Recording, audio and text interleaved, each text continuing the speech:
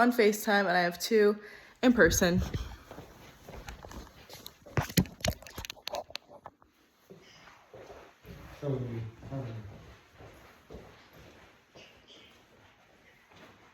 Okay, I'd like to begin by showing you 2 drinks. We're going to pretend that this one has a Starbucks cold brew. This is a grande cup, that's what they call their medium. So we have a grande cold brew here and a Alani Nu energy drink here. So one of these is considered pretty normal to carry around, and one of these is seen as extreme to carry around sometimes. But the interesting thing is they are pretty close in caffeine levels, and the grande cold brew actually has more caffeine than the Alani. But people don't get as much hate carrying this around as this sometimes. So most of what people believe about energy drinks is based on myths. And when you compare them to coffee, energy drinks are not more harmful and are actually the smarter choice for consistent energy. So I researched from multiple places, the Center of Science and Public Interest, the FDA, and I also have my own personal certifications of drinking Alanis. So that's just to assure you that I am a faithful source. But I don't want you to see this and think that this is biased presentation, because like many others, I want to find the best source for energy too. And I don't want to be drinking anything that's going to cause me heart problems or anything like that. So I just want everyone to know that I put my whole heart into finding the best source for energy for me and for you. But as we discuss this topic, it's important to correct the narrative of energy drinks. And to do that, we'll be looking at caffeine comparison from coffee and energy drinks, responsible limits, and the benefits that energy drinks have that coffee does not. So to start out, we need to look at caffeine levels and ingredients that show that energy drinks are not more dangerous than coffee. So from the Center for Science and Public Interest, I compared several different types of caffeine, several different energy drinks, and my findings were pretty interesting, because I, like many others, believed that there was a huge gap between types of caffeine and types of energy drinks. So to start out, 1 shot of espresso versus 1 Red Bull. The shot of espresso is pretty tiny. 75 milligrams of caffeine and 80 milligrams, so pretty similar. Next, a Dunkin' medium iced coffee, which is 24 ounces, and 1 Celsius. 210 and 200 milligrams of caffeine. So again, pretty similar. And even, this one probably surprised me the most, because an espresso pod, if you know it, is like a Keurig cup, and they're pretty small, and they pop into this machine and it brews out the espresso. But they're very concentrated and they have different types, but 1 espresso pod has 170 to 200 milligrams of caffeine, and 1 Monster Energy has 160 milligrams of caffeine. And Monster Energies have this reputation for being very extreme and dangerous and like hardcore, but it was interesting to me that a little pod had more caffeine than this Monster Energy. And lastly, just to go to extremes, because I feel like that's kind of what we have to do, a Bang Energy is the most amount of caffeine that you can get in an energy drink. That's 300 milligrams, which is pretty crazy, I will say. I have not personally had a Bang, but you know, to each their own. But a Venti Starbucks, which would be this size, which is what Starbucks considers their large, has, get this, 390 to 400 milligrams of caffeine in this one drink. And it's very normal to carry around a Venti cup and not really get any responses for it from people passing by, or maybe older people that don't exactly understand the difference in caffeine.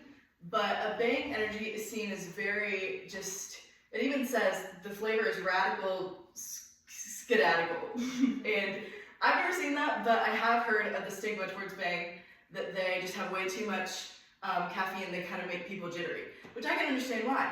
But the same effects aren't talked about from the Venti Starbucks iced coffee. And ultimately, many everyday coffees contain more caffeine than energy drinks, but coffee is seen as normal and energy drinks are seen as extreme. Energy drinks are safe when used responsibly, but the negative talk about them comes from misunderstanding.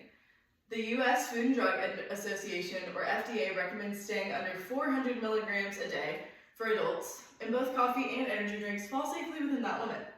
But what people don't understand is that caffeine can also be found in so many other things that we as humans consume every day, like chocolate, chewing gum, protein bars, dietary supplements, and many other things like that.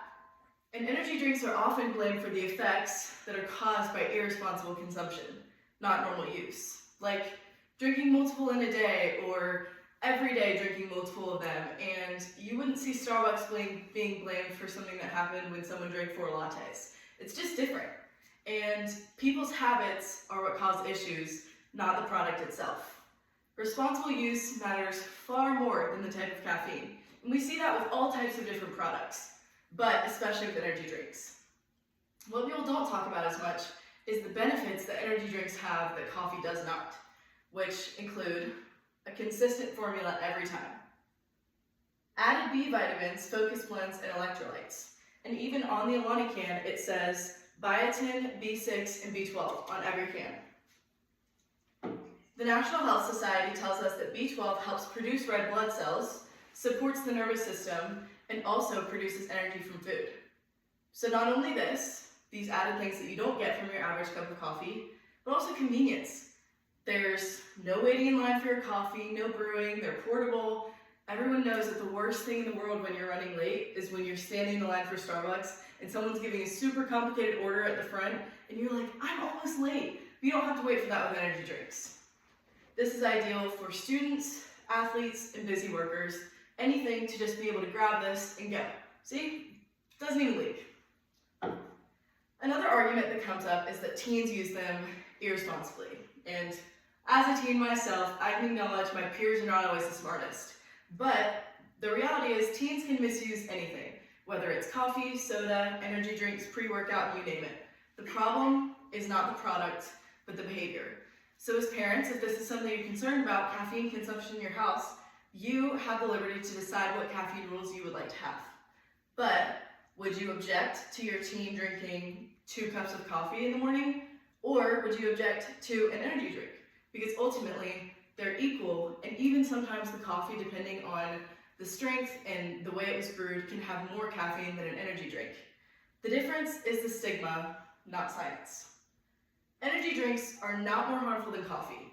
The judgments about them are often myth-based and not factual, and before calling energy drinks dangerous, compare the caffeine numbers, because the real extreme might not be this can, but might be the coffee drink that you just drank. Ultimately, got a little thirsty. Caffeine is caffeine. The can doesn't make it dangerous. Our assumptions do. Thank you.